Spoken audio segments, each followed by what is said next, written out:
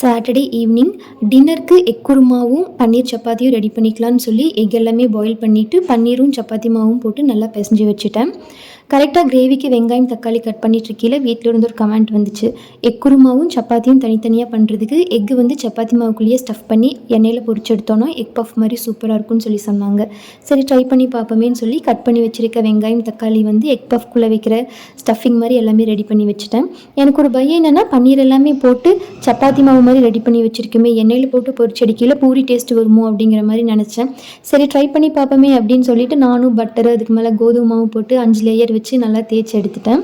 குட்டி குட்டியாக கட் பண்ணி அதுக்குள்ளே வந்து ஸ்டஃபிங் வச்சு எக்கு வச்சு சைட் கார்னர்லாம் நல்லா அமுத்தி விட்டு மீடியம் ஹை ஃப்ளேமில் இருக்கிற எண்ணெயில் போட்டு நல்லா 2 சைடும் பொரிச்சு எடுத்தாச்சு. நான் எக்ஸ்பெக்ட் பண்ணவே இல்லை இவ்வளோ சூப்பராக இருக்கும்னு. அவ்வளோ லேயராக கிறிஸ்பியாக இருந்துச்சு. இதுக்கு முன்னாடி நீங்கள் ஏதாச்சும் ஒரு டிஷ் செய்யணும்னு நினச்சி வீட்டிலேருந்து வர கமெண்ட் வச்சு வேறு ஏதாச்சும் டிஷ் செஞ்சுருக்கீங்கன்னா கமெண்ட் பண்ணுங்கள்.